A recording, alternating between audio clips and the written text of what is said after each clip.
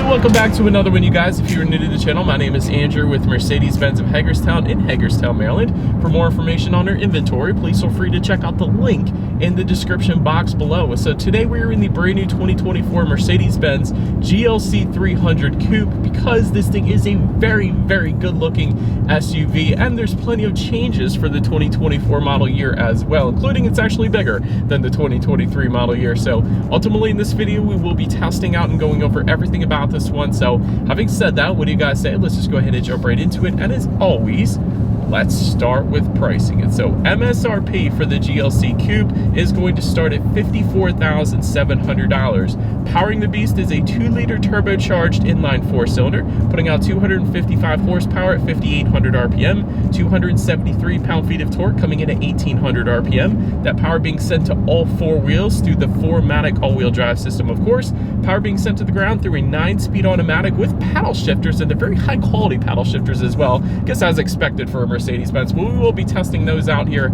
in a little bit. 0 to 60 time, approximately 6.2 seconds, with MPG numbers coming in at 20 in the city, 26 on the highway, taking premium unleaded fuel. And so before we do that paddle shifter test or acceleration test, did want to also mention to you guys the drive modes. The button is labeled dynamic. It's just underneath the infotainment screen there.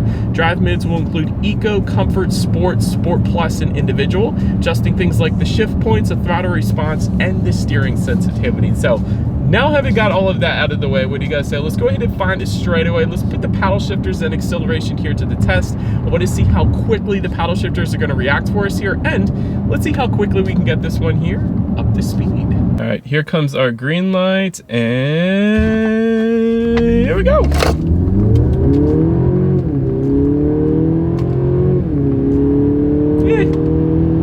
Okay, there's a slight delay. I will say Mercedes-Benz usually does very, very good with their paddle shifters. For example, AMG, they always crush it. But yeah, there is a slight delay to the paddle shifters. This is an SUV after all, so I didn't expect them to be insanely quick, but they are pretty quick. I will say that. I've definitely tested slower paddle shifters. As far as acceleration goes, that was actually pretty darn good. You're not gonna have any issues emerging onto the highway. 0 to 60 in 6.2, that's plenty respectable. So absolutely no issues for me. But anyways, to go along with that acceleration, as always, braking is equally important. So 4-wheel ventilated disc brakes do come standard. What I did want to mention though, there is a sport brake system that comes with one of the AMG line packages. Cheapest AMG line package starts at $2,700, but that gives you perforated front disc and painted calipers with the Mercedes-Benz lettering as well. So that is pretty cool. As far as that 60-0 stopping distance goes, that comes in at 109 feet. That is like better than a sports sedan right there. Let me tell you guys, usually SUVs come in the 120s, even as high as 139 feet. So anything in the 1-teens is typically a sports sedan, and anything less than that is a sports car. So 109 feet, that is insane. As far as braking feel goes, yeah, it's actually not as firm as I expected it to be. Because of that number, I guess. I expected it to be a little firmer, but it's kind of more of the luxury side of things as far as the braking feel goes. But having said that, with that number, you're not gonna have any issues with the braking. So absolutely wonderful braking on the GLC Coupe. Then touching on suspension and handling, you will find a 4-wheel multi-link suspension coming standard, but my favorite part, you guys, you also get an adaptive damping suspension that comes standard on the GLC Coupe as well. So what that is it monitors each shock absorber individually, not only adjusting to the road imperfections, giving you a smoother ride, but it also tightens up that suspension during heavy cornering, giving you better handling as well. So really giving you the best of both worlds. So typically, that's an option even with other luxury automakers. So the fact that that comes standard on the GLC Coupe, that means you're gonna get the very best ride quality, but also better handling as well. So you gotta love that. And speaking of, as far as ride quality goes, as we are cruising over the smoothest roads in history right now, obviously it has been perfectly fine, so absolutely no issues there. As far as steering feel goes, it leans on the heavier side of things, even in that comfort driving mode, which I love. But if you wanted an even heavier steering feel, put it in the sport driving mode, and you got that as well. So kind of gives you something for everybody, but it's a very nice steering feel. It's definitely not a loose steering feel as you typically do find in SUVs, so more sporty in nature. So I'm a big fan of that. As far as cabin noise goes, as we're going 55 miles per hour right now, you guys can be the judge of that coming through my Rode mic right now. I personally don't have any issues, but playing a part to that cabin noise, you do get an acoustic laminated front windshield coming standard, and there is acoustic laminated front door glass for an additional $150 in case you wanted to go that route. But that Then touching on visibility, this is probably the first thing I noticed when I got in this one. Because of the shape, I would say the visibility is kind of hilarious. It's not that much. If you wanted a little better visibility, don't go with the coupe version of the GLC, go with the regular SUV version. But honestly, for the styling, I kind of think it's worth it. I really like the coupe styling in this one. So it's nothing that would bother me. It's something that you get used to. You ask anybody with a vehicle with bad visibility and they will tell you the same thing. You get used to it. So I personally wouldn't even think twice about it, so no issues there. In addition to that though, rain sensing windshield wipers do come standard on the GLC Coupe, so whenever this thing detects any kind of mist or rainfall, it's going to automatically turn on the windshield wipers for you there. And a head-up display is available that goes for an additional $1,100 if you wanted to go that route. But that pretty much rounds out the performance segment of this review, you guys. Let's go ahead and take a look at the exterior of our brand new 2024 Mercedes-Benz GLC Coupe. All right, so here she is, you guys, the new 2024 Mercedes-Benz GLC 300 Coupe, finished in black. Yes, that is the exact exterior color name that Mercedes went with for this color. But anyways, let's go ahead and start with where this one is made.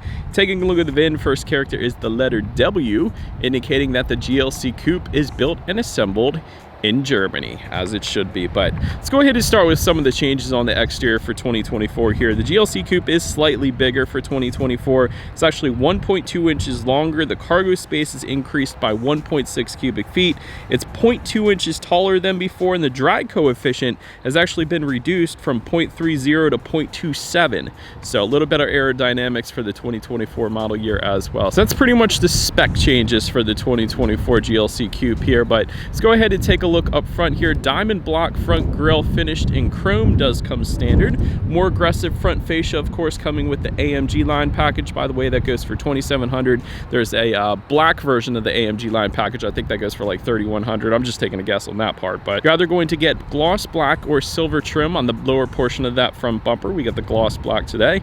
LED headlights with LED daytime running lights do come standard. Get the automatic feature with that, and you also get automatic high beams. So if you have your high beams on in night, senses the vehicle coming in the opposite direction, it's going to automatically dim them back to low beams. Then when that vehicle is gone, it's going to automatically bounce it back up to high beams for you there. But some of the options up front I wanted to mention, there's an illuminated star, of course, that goes for $500. It's available on a lot of the Mercedes models, so that's pretty cool seeing that at night. But one of my favorite options for the front end, at least, is the adaptive front lighting system that goes for $650. And that's really a safety feature in itself. So if you're going around a bend at night, the headlights are going to swivel based on the direction of your steering angle, better help illuminating what is around that bend, so you're less likely to hit Sasquatch or an alien or a deer or whatever the case. So that's a pretty cool option right there if you guys were interested. But anyways, that pretty much rounds out the front end of the GLC Coupe here. Let's now go ahead and make our way to the side. All right, and so now since we are around to the side of this one, when it comes to those window surrounds, they will either be finished in a gloss black like you're looking at now, or chrome,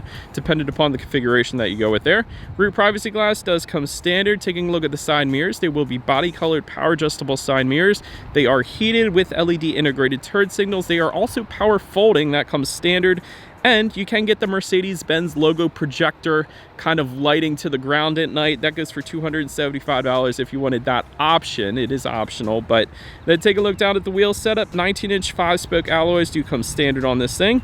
20-inch multi-spoke AMG alloys with the AMG line packages, of course. And you will find plenty of 20-inch wheel designs to really make it your own if you really wanted to. So anyways, this side profile is everything. I love the look of this. But now it gets better. Let's go ahead and make our way to the back. All right, so now since we are around to the back of this one, first thing I want to point out, because literally every single manufacturer out there is putting a shark fin antenna up on the roof, but Mercedes-Benz does not. It is a very sleek, a very clean look up top. So little fun fact for you there. It's so different than I'm used to seeing. But anyways, there really isn't a rear spoiler on this thing. It's kind of like built into the back end, I guess you could call it, if you want to call it anything. So, but anyways, just below that, you do have that 4MATIC badging, of course, for the all-wheel drive system. You're going to find LED taillights. They do come standard, so better illumination at night there. Just below it all, though, you are going to find what looks like integrated exhaust outlets with dual chrome tips, but that is not the case. If you actually get up a little bit closer, you guys could probably see there's plastic within that chrome, so it's not actually exhaust there. The exhaust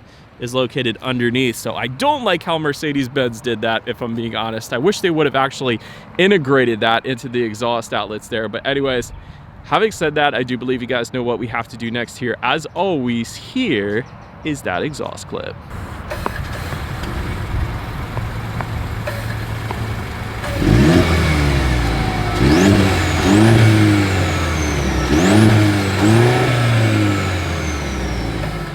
Alright, so now since we are around to the back of the GLC Coupe, this is definitely one of my favorite parts. If you want to feel like James Bond, the coolest way to go ahead and open up that rear hatch is press in on the upper portion of the Mercedes logo, and that's how it's going to open up. That is so stinking cool. If you don't own a Mercedes-Benz, or Volkswagen does this a lot as well, you probably don't know that's how it works, but that's pretty darn cool. But it is a power lift gate, so that does come standard. There is a button on the key fob if you would prefer to do it that way, so either way is perfectly fine. But once opened up, cargo capacity comes in at 19.2 cubic feet. If that is not enough space, you of course can fold those rear seats down. There's actually buttons in the back end to actually fold those rear seats down, so that was pretty convenient. And that bumps that up to 52.6 cubic feet for comparison's sake, because like I said, this thing is larger than the 2023 model year. Last year, that came in at 49.4 cubic feet, so definitely a difference there. But there are actually a couple grocery bag hooks back there. There's cargo lighting back there. There's a cargo cover back there. There's chrome plated tie-down anchors as well. That was pretty cool seeing that. There's some netted storage back on the driver's side corner in the back there, and then if you were to lift up underneath of that cargo floor, you will find a spare tire. You guys know I love seeing that, especially in luxury automakers, because a lot of times they'll put the fix-a-flat, which is actually a lot harder than a spare tire. So anyways, I love seeing that back there, and there is some space around that spare tire. You could probably put like an ice scraper or something like that if you wanted to. But then make our way up to the rear legroom. That comes in at 37.2 inches. For reference, I'm even 6 feet tall. That's how much space I had back there. Heated rear seats, in case you were interested, go for $580. I wanted to get that out of the way. But there is a rear center armrest, not with cup holders, but with a phone holder back there. Wanted to emphasize that. There is rear ventilation, of course, and there's a couple USB charging ports that does come standard as well. But then making our way up to the front seats, MB-Tex upholstery coming standard. Leather seating is available. That goes for $1,620. Heated front seats coming standard. Power adjustable front seats coming standard, of course, as well. And all the power adjustments, if you're not familiar with Mercedes-Benz, it's all located on the door as opposed to the seat itself, which is typically where you find it on every other manufacturer out there. But ventilated front seats, if you wanted those, go for $450. Overall, as far as seat comfort goes, it was definitely plenty adjustable. The power lumbar was insanely adjustable as well. So in my short little test drive here today, I had no issues whatsoever with the seat comfort. But then taking a look at the steering wheel, it is tilt and telescoping. It is going to be leather wrapped. It's kind of a flat bottom as well, which I thought was a pretty cool design. But if you wanted the heated steering wheel, that one goes for $250. But now let's go ahead and make our way to the startup. Let me start by showing you guys the key here. You got your Mercedes logo. That's going to be your lock button just underneath of that unlock, and the button to pop the rear tailgate there. But it is all keyless entry with a push button start. So all I'm going to do here is simply put my foot on the brake and press that engine start button located just to the left of that infotainment screen there. And so once started up, 12.3 inch digital gauge cluster does come standard. And of course, in typical Mercedes fashion, there's so many different loadouts you can display up there. There's an understated, there's sport, classic, there's a full navigation setup if you want to display that up there, and my personal favorite, an off-road setup if you really wanted to take your GLC Coupe off-roading. But plenty of different loadouts that all look absolutely amazing. And of course, it gives you everything that you need to see up there, like outside temperature, digital speedometer if you wanted to, how many miles you have left until you hit empty. So I always say this, Mercedes-Benz might do the very best job when it comes to digital gauge clusters out there that I personally know of. But anyways, now let's go ahead and make our way to overall interior quality. A power sunroof is actually going to come standard, and it's actually pretty big. It's almost panoramic sunroof, so it's that big. But dual zone climate control coming standard. You got 64 colors of ambient lighting, and in typical Mercedes fashion, they do it better than everybody else, in my opinion. It's so freakishly bright. It looks amazing, and they even outdid themselves with their Maybach cars, because that's insanely bright lighting. But even this is absolutely amazing. But garage door openers for up to 3 different garage doors found at the bottom portion of that frameless rear view mirror, so I love that as well. And I love all the different wood trims that Mercedes-Benz always tends to give you in all of their vehicles. So just above the passenger side glove box, you got a little bit of that surrounding the engine start button as well. But everything is finished in leather. It's finished with contrast stitching. Even the buttons for the power windows are finished in a nice silver and texturized silver surrounding all those buttons as well. Just below that infotainment screen, you're going to find a little hidden area to store your cell phone. There's a couple USB charging ports in there as well. You got a couple cup holders within the center armrest. It's an okay amount of storage. I don't have any issues with that, and more USB charging ports in there as well. But like I said, Mercedes-Benz does interior quality so good, so ridiculously good, so definitely don't have any issues there. But now let's go ahead and make our way to the infotainment screen here. 10.25-inch color touchscreen display does come standard. You get Bluetooth and audio streaming, Android Auto, Apple CarPlay. Factory navigation system does come standard as well. You gotta love that. You can check out your ambient lighting settings up there and adjust that if you wanted to. But one of my favorite parts about this infotainment screen is the functionality to just simply say, "Hey Mercedes, how can I help?" Turn on the radio. And there's a bunch of different commands. You can't tell it to do absolutely everything, but that's pretty cool that that's there as well. But anyway, speaking of the radio, when it comes to the sound system, an 8-speaker Burmester sound system does come standard here. So having said that, what you gotta say, let's go ahead and turn on the radio. Let's see what we got playing this morning, and let's test out the clarity of this one. Yeah, there's nothing wrong with that. Plenty of bass, plenty of clarity. It's Burmester. They have a very good reputation for high-end sound systems. Another thing I like about turning up and down the radio is you can either slide your finger to the right to turn it up and slide it to the left to turn it down, or you can simply just press the button to turn it up and down slowly. So it's kind of cool that they got both options there as well. But anyways, last thing I wanted to mention to you guys on the infotainment screen, of course, is when you do put the GLC in reverse, you will find a very, very high-definition rear-view camera with the panoramic view monitor there to the left as well, letting you know who or what is behind you, which is always going to lead us into safety. And so first, let me start by saying it is an IIHS top safety pick for the non-Coupe version. The Coupe version hasn't been tested yet, but I would assume it's probably the same thing. But don't take my word for that because it hasn't been tested, of course. But front side curtain airbags do come standard. Driver's knee airbag up front as well. In the back, you're going to have latch, aka lower anchors and tethers for children for the rear car seats, rear child door locks, tire pressure monitoring system, but also coming standard, active brake assist, Mercedes-Benz emergency call service, blind spot assist with exit warning, attention assist, crosswind assist, and Parktronic with active parking assist. So overall, when it comes to my final thoughts of the GLC 300 Coupe, excellent styling. I don't think anyone can argue with that. I love it. It looks so different. In the world of SUVs here, at least in the US, an SUV with Coupe styling really stands out. So I'm a big fan of that for that reason. But brilliant interior quality, brilliant ambient lighting. You really can't beat the ambient lighting and interior quality of a Mercedes-Benz. Plenty of power as well. I certainly didn't have any issues bringing this thing up to speed. And honestly, I'm kind of having some trouble thinking of any constructive criticism for this thing because it is really done so freakishly well. And so, but that is about it for this one, you guys. Thank you so much for watching. Feel free to follow Mercedes-Benz at Hagerstown on social media at the bottom of the screen. Be sure to hit the subscribe and the bell notification button if you're into new car reviews and all of our fun YouTube shorts we put on our channel as well. Do appreciate you guys watching more than you know, and we will see you guys all in the next video. Bye.